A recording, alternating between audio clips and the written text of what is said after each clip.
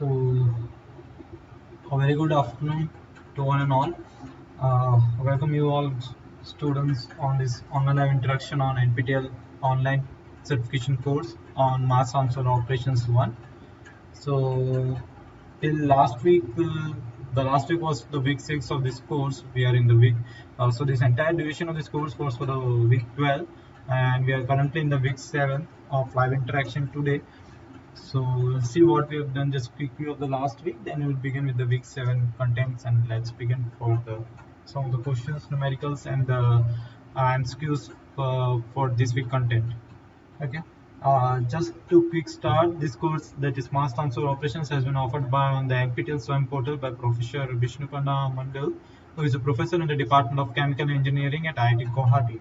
And a little bit about myself, I am Rajput Shubham Ajikua, and I am PM Scholar in the Department of Chemical Engineering at IIT Madras. So, like I said, from the first week, that is from the week 0 to week 12, I will be your TA, that is a teaching assistant for the online live interactions for these sessions that is going to happen on every Saturday from 3 to 4. Okay, so till last week, that is for the week 6, we have gone from the designing of the distillations columns and the gas absorption columns and some of the criteria to involve with that things. And we have seen like various terms related to the deeping, weeping, dumping, weeping, flooding, entrainment, excessive entrainment, and what are the terms related to the columns effect towers like trace towers, seat tower, wall tray, bubble cap tray, and the selection criteria. So along with that, we have also seen what are downcomers and viewers and what is the special criteria for that one. So, um, so this week content is much more related to the HTTP, that is a height equivalent to the theoretical plates, the first topic, and the design of the pack column absorber for a dilute and the concentrated gases. So, and the next topic that was covered in this week in the NPTEL SWAYAM portal was based on the absorption in the plate column, that is based on the Mercalli method, that is a graphical method in order to determine the number of ideal trays and the introduction of the multi-component absorption. So this method is most widely taught in the undergraduate studies, and it is one of the widely used method in order to determine the number of the ideal trays for separating the fluid into distillate and the raffinate phase.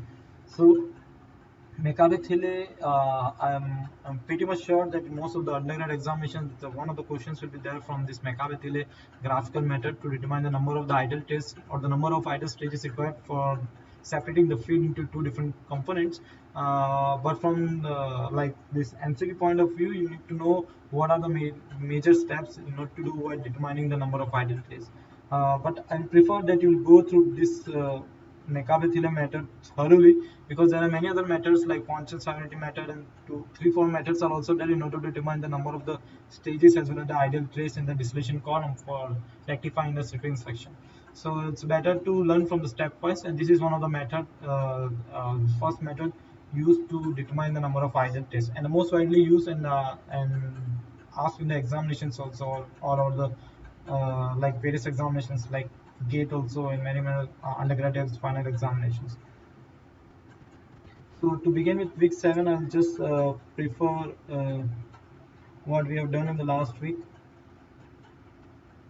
So it's related to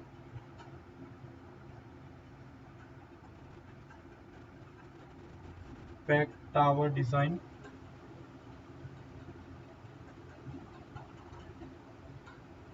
based on the overall mass transfer coefficient. So we have seen this last week.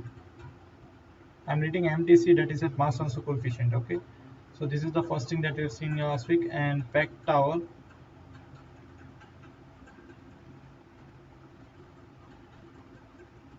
design based on H2 and NTU.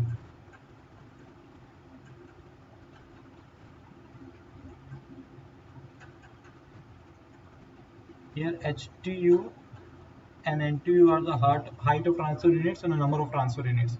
So I have not derived like for the entire formulas for the H2 and NTU, but because it's already given in the lecture notes and in the portal also, and in the video lectures is already there, I have just shown you how to determine number of transfer units if the question has been there. So we have already solved one numerical based on this H2 and NTU, and this one from the week 7 we are going to introduce a new term, introduction to height equivalent to theoretical planes, that is HETP.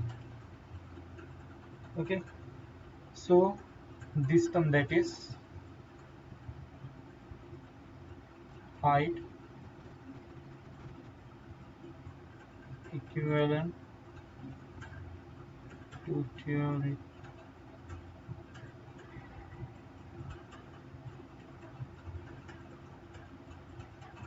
theoretical plates. Okay, so the full form as HTTP is height equivalent to theoretical plates. So there are many common devices for the absorption. You can say first pack tower or tray tower.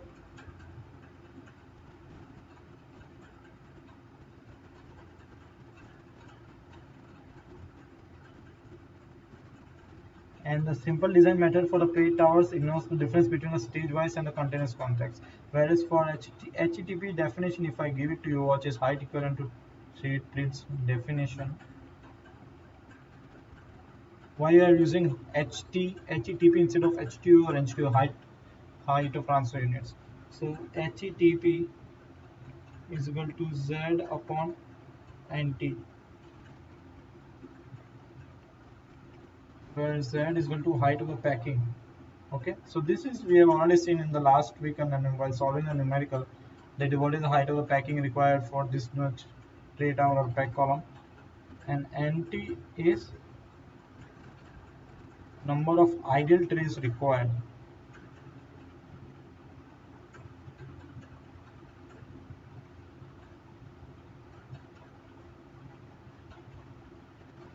To the, you can say, some job like for separating the feed into distillate and the raffinate phase.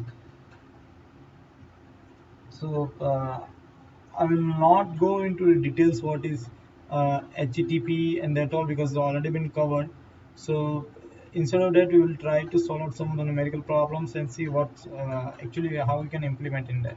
But just to give a quick view, how means this. So if we have seen this gas absorption columns like this, if you consider a column like this, uh, and you can see that the gas phases are going up. Okay, and you can see the liquid is coming from the counter current flow. So if you consider this as xn minus 1 coming from n minus 1 plate, this is the nth plate, okay, or nth tray, and this is bottom is n plus 1, the double one will be n, so the liquid coming from will be xn, and this will be xn plus 1. Similarly, it will be yn plus 2, because the bottom plate will be n plus 2, so yn plus 2, yn plus 1, yn. Okay, so these are some of the material balances that have been included. So I'm not going into detail, but similarly, you can say G and N, that is a gas flow rate and a liquid flow rate. This is already been covered, but I'm just giving the equation per unit area. And N is the liquid flow rate per unit area. Okay, so the, if you consider for the nth plus 1, that is n plus 1th plate or the tray, whatever you can consider, you can write the rate of mass transfer for the gas,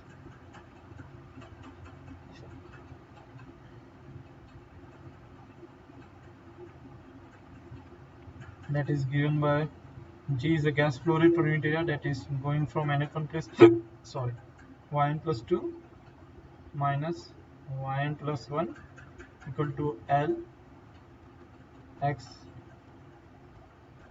xn minus xn plus 1, sorry. Okay, and if you can consider the rate of mass transfer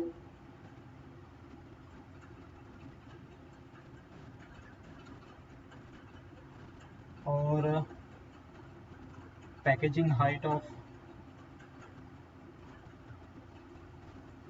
Z, it will be written as Where kg is a mass transfer coefficient related to the gas, A is the coefficient, Pt is the total pressure, that is the total height, y minus y star into that is the average one, where y minus y star average is the average driving force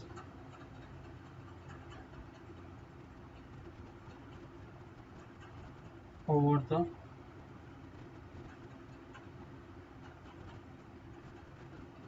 decade height of. Okay, so these are some of the like basic equation. There are many more like derivations, like in the considering the P tower, T tower. So I will just write, if I consider the mass balance kg into A pt y minus y minus, and if you can also consider this one, if I consider this one alone. Now the rate of mass transfer on the plate is same as over the packaging surface, so you can write this one equal to g yn plus 2 minus yn plus 1. If I take from this equation 1,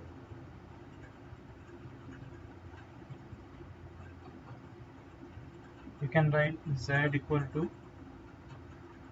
g yn plus 2 yn plus 1 whole divided by kg a pt y minus y star into average. Okay, so this is the z as the total height. So this is how you can further derive, like various equations are there, you can relate with the help of the fundamental equations, and you can also determine the HETP, it is height equal to theoretical plates. Okay, so what we'll do right now is we'll just quickly go through one of the numerical and see how we can implement these equations, and in order to arrive at solve a particular problem related to the back tower or the thread tower. So suppose this is the question 1.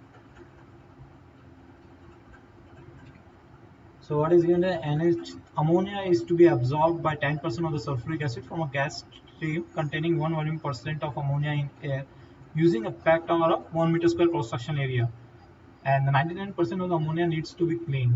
The feed gas rate is given as 1000 kilogram per hour meter square, and the liquid rate is 1500 kilogram per hour meter square. The overall volumetric mass transfer coefficient of ammonia in the gas phase is given as 1000 kilogram per hour meter cube, that is in pressure bar, and the absorption temperature is assumed to be constant at 25 degrees Celsius. The total pressure of the column is given as that is 101.325 kilopascal, that is atmospheric pressure, and the process uses 500 kg of the acids from the storage for scrubbing and recycling continuously. So this is much more like of a distillation column problem or the packed bag absorber column. Sorry guys, just a minute.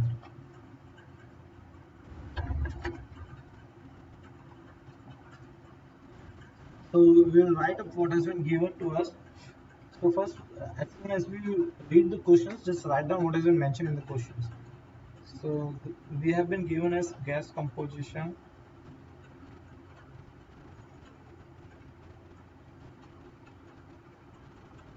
1% of ammonia and 99% of air. And therefore, every molecular weight of the gas we can carry out equal to, that is 1% is 0.01 into ammonia's molecular weight is 17 plus air is 0.99% into 29 equal to 28.88. Now the cross sectional area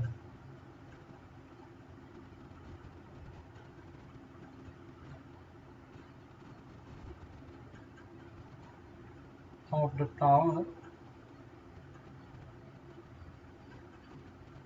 is given as 1 meter square. So over 1 meter square, what will be the mass flow rate of the feed gas?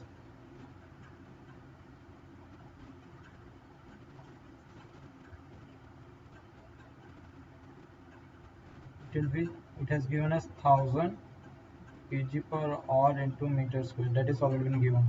So the total mass flow will be 1000 upon 28.88, that is average molecular weight of the feed gas, kilomole per on into meter square equal to 34.63 kilomole per hour into meter square. Now other thing. So what we have been given is that ammonia is entering with the feed gas because it's like 1% of the feed. Okay, so we write out ammonia, sorry,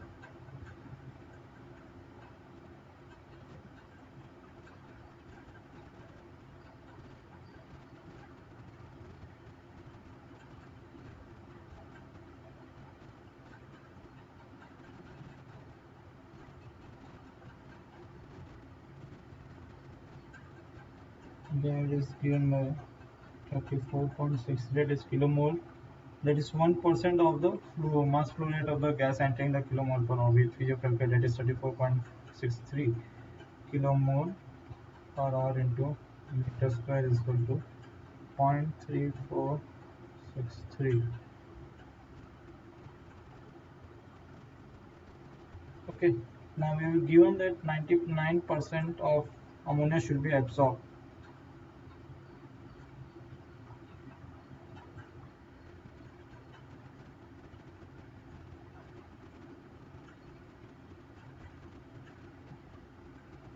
Therefore, ammonia absorbed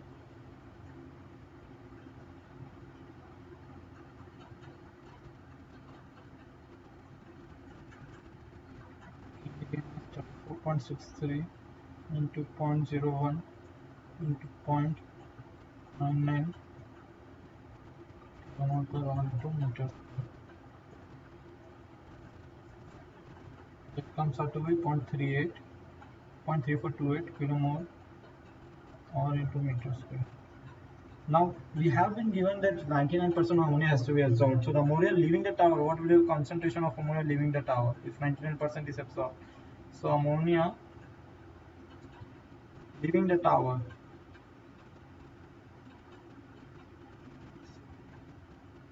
will be 0.3463 minus 0.3428. It turns out to be 0.0035 kilomole per hour into meter square. This one is given, this one is given, so we have subtracted both the things in order to determine the ammonia leaving the tower. Now total amount of the gas leaving the tower. So this is we have calculated only for the ammonia. So the total gas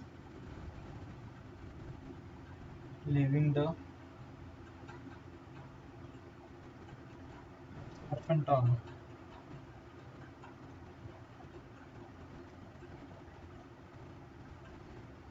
If we calculated as we have 34.63 minus 0.3428, that is ammonia leaving the tower, kilomole per hour meter square. So 34.29 kilomole per hour. So this is the constant.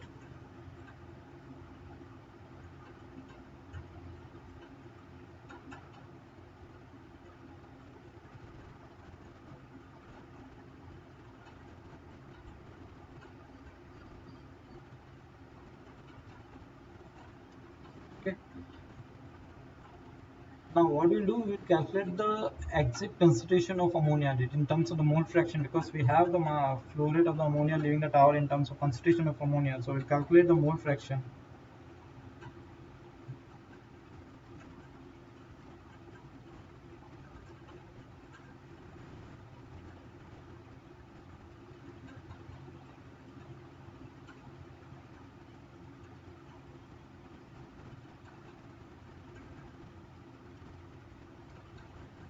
This is what we are determining is y2. If you do the mass balance in the gas absorption columns, y1 is entering, y2 is exiting.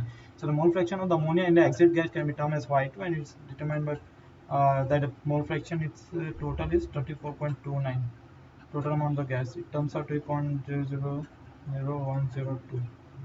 And in the feed we have given ammonia is 1%, that is y1 is equal to 0.01 as given 1% of ammonia. This is y1, y2. Okay, so we have determined y1 and y2. Now the first question that has been asked to us is how long it will take to decrease the concentration of initial concentration H2SO4. So we have that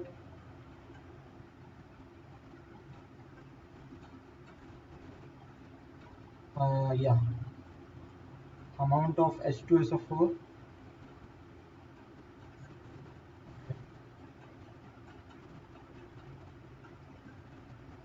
in the liquid at the beginning,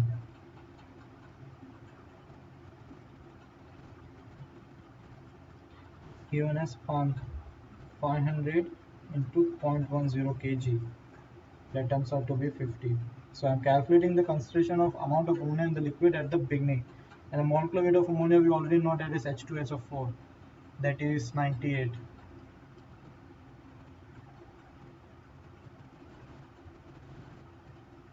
Okay, therefore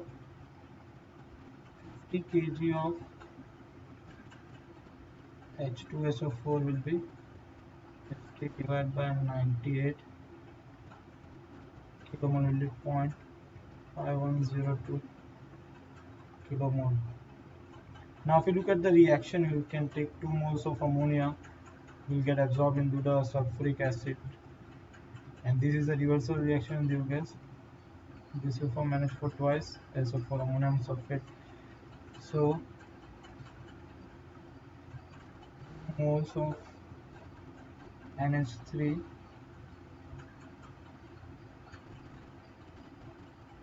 reacts with 1 mole of H2SO4. Okay, therefore the acid consumed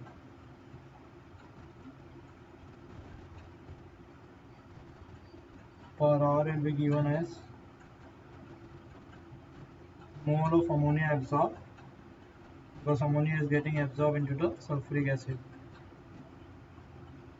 divided by 2. So distance of 0.3428 we have already calculated, and distance is 0.714 kilomole.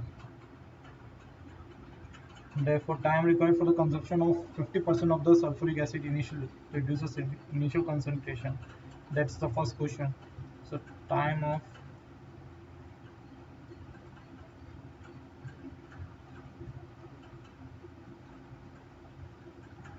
50% acid, that is 0.5102 into 50, that is 50% of this, and 0.714, that is the acid consumed. So you can find out, if it, because we are cancelling the number of the moles, it turns out to be 1.5 R. So this is the answer. It turns out to be like 1.46 or 1.47, but the approximate answer is 1.5. Okay, so similarly you can go for determining the packaging height required, because we have already solved this the second question in the previous like in the previous week. So I'm not going into detail, because I wanted to solve some problem that is related to like balancing the and finding the number of moles in order to combine. But the height of the packing we already solved. So I request you guys please go through the second question. So what we have solved is the first question only here. For the second question, I request you guys to just try to solve it out. And if you have any problem, we'll try to solve this one also in the next weekend. Okay, so this is just the situation of material balance and that all. Now we'll go to the second question. So,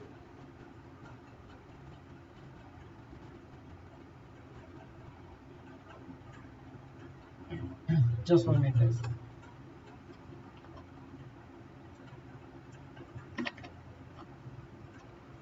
So the second question says related to the absorbed problem only, and we'll try to see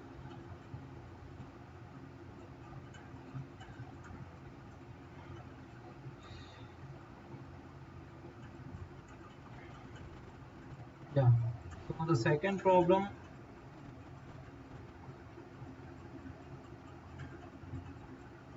So the second problem talks about the absorb problem on this, and ammonia is to be absorbed. Ammonia is to be absorbable or absorbed from the air mixture counter currently in a plate column. Like I said, counter currently is in the opposite direction. So this is gas and this is liquid, and gas and liquid are flowing in the opposite direction, and you can say it's a counter current mode. Okay. So ammonia is to be absorbed from an air mixture in the counter current plate column with the fresh water. The help of the fresh water is in solvent, and the ammonia concentration is reduced from 10 mole percent to 1 mole percent, and the inlet water and gas rates are respectively given to us as 500 400 kg per meter square second. Calculate the number of actual plates required for the absorber for absorbing the ammonia into the in the counter current mode from the air using the fresh water as a solvent. And equilibrium data for a system at 20 degrees Celsius and 1 atmosphere is given to us. That is the concentration of liquid, that is X, and the concentration of the gas, that is Y, in kilomole of ammonia per kilomole of air and water is given. So the molar masses of air, ammonia and water are already given. Air is like 29, water is 18, and ammonia is 17 kg per kilomole respectively. And the plate efficiency is 70% for all the plates in the column. So what we can do is that we can write up and we'll assume something, because we have given equilibrium, we have been given with the equilibrium data for the system at 20 degrees Celsius and 1 atmosphere is given. So we assume that the solubility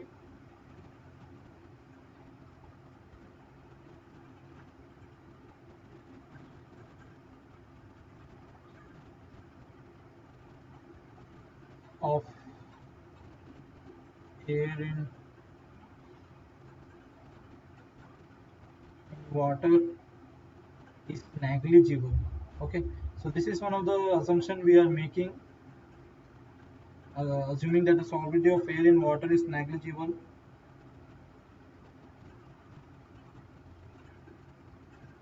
compared to the solubility of ammonia.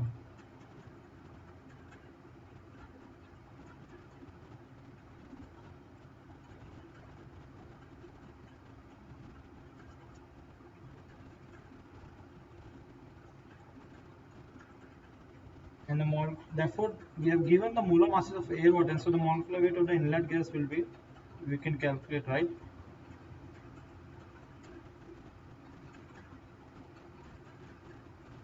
That is zero point 0.9 into 29 of air and zero point 0.1 into 17 of ammonia.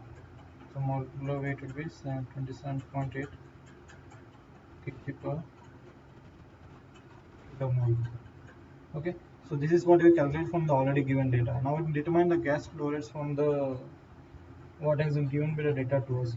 So G1 equal to, that is the gas flow rate we have been given as, gas rate has been given to us as 400, for liquid it is 500 and gas rate is uh, 400. So G1 equal to 400 divided by 27.8, that is what we have calculated here as a molecular weight of the inlet gas, turns out to be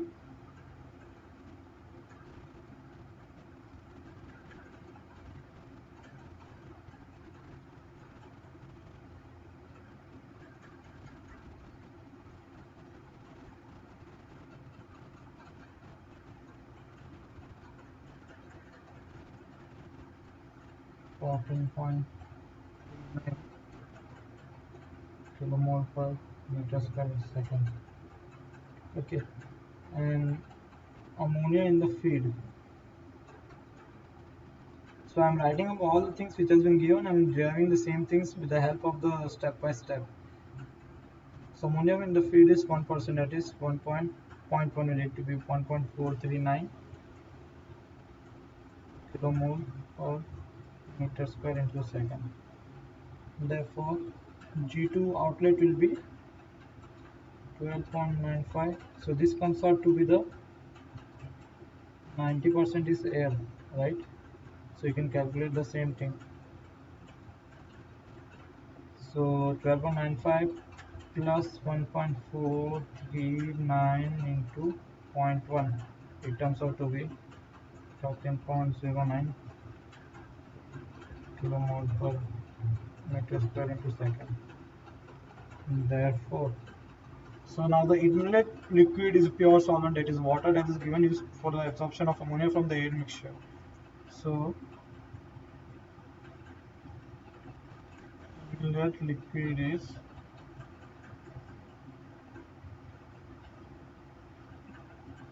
pure water. So L2 equal to, that is the liquid rate is given as 500 divided by 18. It turns out to be 27.78 kilomole per meter square into second. Therefore, you can carry out mass balance. So for L1 equal to L2 plus G1 minus G2. So L2 we have 7.78. G1 is point.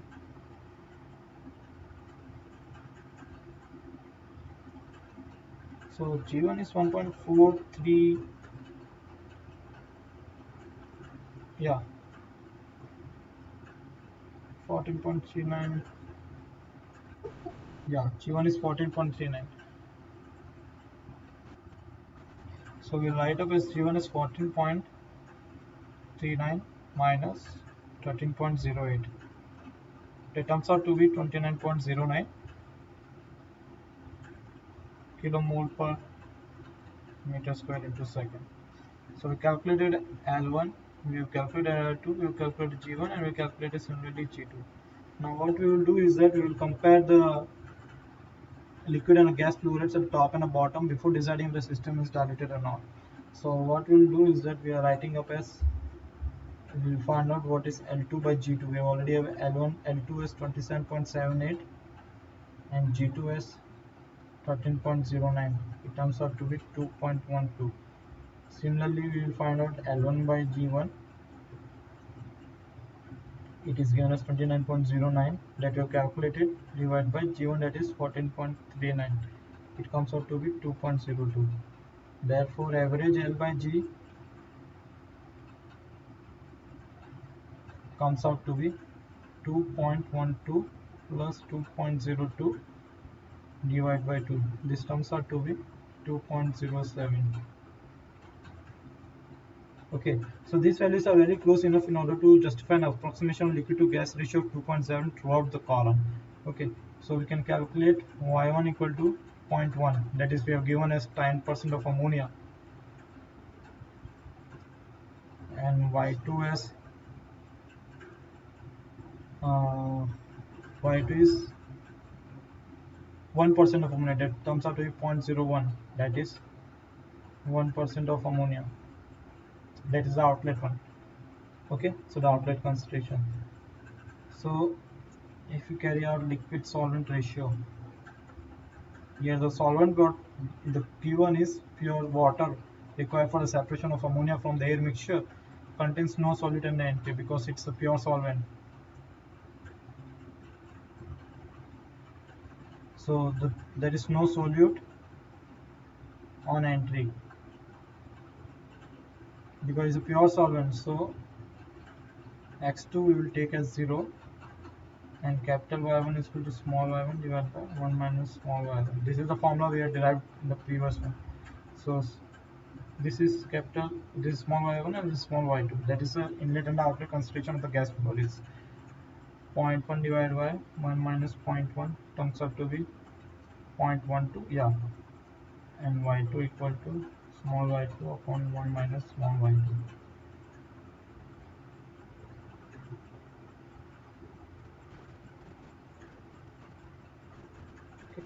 So here also we will carry out like the similar previously we carried out the average rate of L by G. Average L by G will be how much? So for L by G average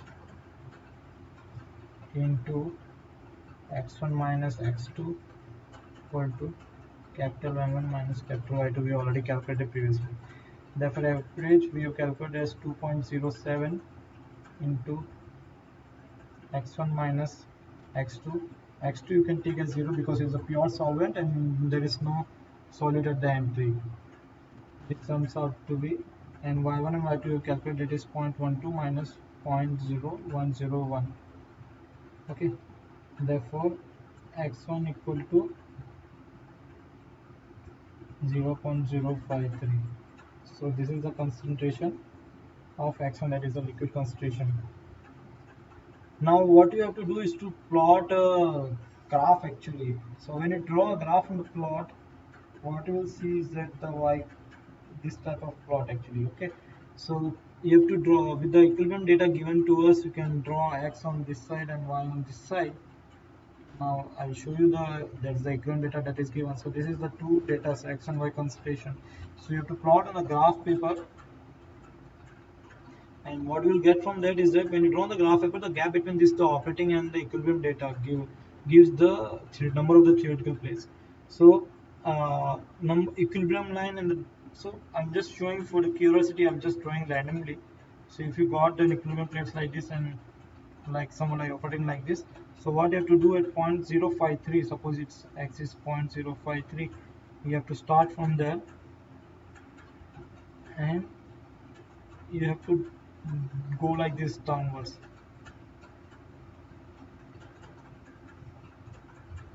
Okay, so this gives the number of the plates required for the theoretical column. So if you can see, the number of plates required will be approximately, I'm just mentioning, it will be 3 or 3.5. So the number of the actual plates. If and the other question that was asked, if the efficiency of the plate column is given as 70%, this means the total number of the plates required will be 5 actually. Ideally it should be like by calculating from the point of view of this graph, approximately it's 3.5, because I'm just drawing it randomly, but when you draw in the graph paper using the exact xy data, means equivalent data given in the question, and it tries to draw out from the x1 that is 0.053, you will find out it requires approximately of 3.5 to 4 plates. But if the efficiency is given as 70%, the number of the actual plates required will be totally 5, because that in that case you will also consider the reboiler one. So the addition will be 4.5 to 5 plates. So this is like some of the like Mekave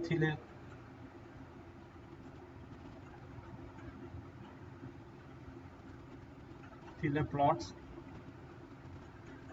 So XY data will be given to you and you have to draw the equilibrium and the operating line, and you have to find the number of plates going from the state from x equal to 0.053. Similarly, we will calculate the different values, and you will go from like once horizontal, when it touches, go perpendicular to the equilibrium line, and then again straight.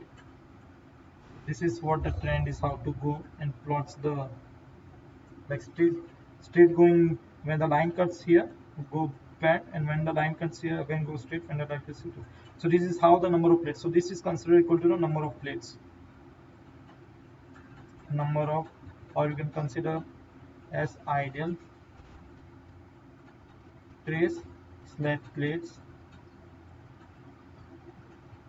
for carrying out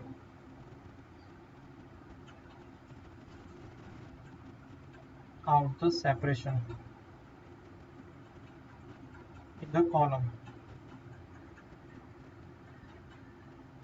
And similarly, you can also calculate the point efficiency, Murphy efficiency, overall efficiency of the columns, like we have did in the week 6. Okay. So now we'll solve some of the MCQs related to this week. So these two are the questions which I wanted to solve just for the curiosity, because once you try to solve out on your own, you only need to know how to solve some of the numerical questions and to arrive at a particular answer. So this somewhat relates to the topics that has been covered during this week. Apart from that, we will start some of the MCQs.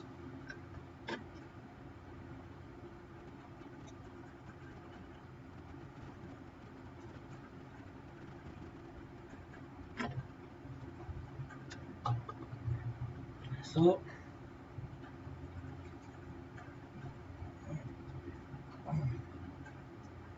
So if you can see the first question that asks height equivalent to the theoretical plates, that is HTTP, what we have already I have already showed you what is HTTP equal means and what is the formula for that. It's defined as the symbols have the usual meanings. So what will be the HTTP? So if I go back to the first slide and show it to you what I've shown, what is HTTP. So this is what I have written. HTTP is equal to Z by NT. It is the height of the packets divided by the number of idle trays required to do the sum job, that is to do the separation. And if we look at this MCQ, it also has some idle meaning, because here HTTP, height equivalent theoretical plates, is defined as HT into NT, which is HT and NT are the height of transfer units, and NT you can consider number of transfer units. So if I've shown the definition, you will be able to pick it out easily, because HTTP, that is equivalent to theoretical plates height, corresponds to HT by NT, that is height of transfer units by number of transfer units. So these guys you have to remember, because it can be asked in the examinations also, plus in the GATE examinations also. Okay. Similarly, the second question is on HTTP. So the HTTP of a packing depends on, so the height equivalent to theoretical plates, the equivalent height of theoretical plates depend upon packaging also. So the type of size of the packaging, gas and the liquid flow rates, uniformity of the gas and the liquid dissipation, and all of the above. If you can see the columns, everything matters in a display, in the pack tower and absorption tower, but the type of packings and the liquid flow rate on the top, the gas will be flowing from here, liquid flowing from the top. If you consider this n place, this is n plus 1, this will be n minus 1, and this will be n plus 2. Okay. So if you consider this as gas, this is as liquid, this is as mole fraction y, and this is as mole fraction s. So everything matters in a packed tower, because you need to consider various factors in order to determine the height of the packaging, in order to determine the height equivalent to theoretical plates. So the correct answer for this is all of the above, because for height equivalent to theoretical plates of packaging depends on the type and the size of packaging we are going to use, as well as the gas and the liquid flow rates, plus the uniformity of the gas and the liquid distribution among the trays of the plate in the tower. So this is the question which all of the above options are correct for determining the packaging of the height equivalent of theoretical plates. And the third question and the fourth question are much more related to the equations. So the equation that helps us to find out the number of the trays in an absorber theoretically is. So this equation has a very specific meaning, and this is very famous equation actually. So the Frenchky and Liebig equation will come on right now, but the equation which I've already used to determine the number of the trays in the absorber theoretically is known as the Kramser equation actually. So the Rayleigh's and the Frenchky equation will come I think in the upcoming week it will come, like in next week I will show you what a Frenchky and Rayleigh equation, but what you are seeing is right now is the Kramser equation for this kind. So the equation that helps you out to determine the number of the idle trays in the absorber theoretically is known as the Kramser equation, and you must know, because in examinations they will directly ask you to solve the numericals using the Kramser equation, or they don't even mention that in some of the questions, because you should know which concept to apply while solving the numericals. So it's better to go through to the notes and know, and you should know which is Kramser equation, Frenchky equation, and Rayleigh equation, and at which point you have to apply that equation particularly. And plus, apart from that, first of all, you need to identify why you are going to use that equation in order to determine the trace. So if you are going to ask, suppose in the examination number of idle trays, you should know which equation you should to use. Number of real trays, you should know which equation to use. And similarly for the methods like Macavity method, Ponchon stability method, there are 3-4 methods also in order to determine the number of the idle trays in the distillation column as well as in the towers. So everything has a precise meaning. It's better to go through the notes thoroughly, and if you have any difficulty, please let us know. Let me know in the next upcoming lab interactions. I will happy to solve it out. Okay. And the last question for today talks about the absorption factor is defined as. So the absorption factor is related to the stripping factor also. So how you can relate the absorption factor? So the four options that were given to us, it says that it's related to or is defined as the ratio of the slope of the equilibrium curve to that of the operating line. Or P option says product of the slopes of the operating line and the equilibrium curve, ratio of the slope of operating line to that of equilibrium curve, and D1 is the reciprocal of the product of the slopes of the operating line and the equilibrium curve. Well, I know this is much more to grasp now, because we have solved so many things and we have already seen what is absorption and stripping factor. Although I am not shown in this lecture because there is so much to cover up within 1 hour. So there are stripping factor also. Okay. Apart from this absorption factor, there is also stripping factor also. It is a reciprocal of the absorption factor. So the absorption factor is defined as the ratio of the slope of the operating line to that of the equilibrium curve. This will you will identify by, because this will come out during the numericals. You will not identify what is the absorption factor. In the exams they will give absorption factor is this. How to you apply that absorption factor while solving a numericals? You should know that it is related to the ratio of the slope of the operating line to that of the equilibrium curve. So if you have the slope of the operating line, you can determine the equilibrium curve details, and if you have various other factors, you can solve the same thing. Okay, similarly steeping factor is also, that is the reciprocal of the absorption factor. Okay, so this is what I have for this week. I thought many more to cover, because I don't want to solve much more lengthy numericals, because it will look clumsy at the end. That's why I have solved half of the part. I want you guys to solve half of the part, like determining the height of the towers, like at TU and TU.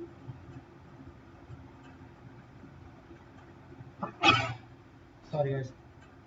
And we have solved some numericals based on the like mass transfer relation to the gas absorption tower, and we also seen some of the MCQs for this. So, and we have solved some of the one numerical related to the Mercalli theory in order to determine the number of the ideal trace required for at least separating the feed into distillate and the residue. So I think this is what we have for this week. From next week, we will continue to solve some numericals and MCQ related to the week 8. So, in this case, if you have any problems related to what you can say, some of the numericals related to the previous assignments, even if it's starting from the week 1, please let me know. I will try to solve it out during the live interaction itself in front of you. And in during the live interactions, if you have any problems, please let me know. Please stop in between. You can ask any questions in between, so we can try to help it out in the uh, during the live session itself. So this is what I have for today. We'll meet next week at the same time, that is on Saturday 3 to 4 for the live interaction of the week 8. I'll just request you guys to please go through the lecture notes and please revise it thoroughly, because it's almost week 7, 4 to 5 weeks more to go before the final examinations will begin. So it's better to brush up all the concepts what you have learned till now, like not every week, but step by step. So I request, please go through the lecture notes. Please solve the numericals, assignment problems. If you face any difficulty, please let me know. I will try to solve it out during the live interactions. Okay. Thank you guys so much. So this is what I have to say. We'll meet next week at the same time. Thank you guys.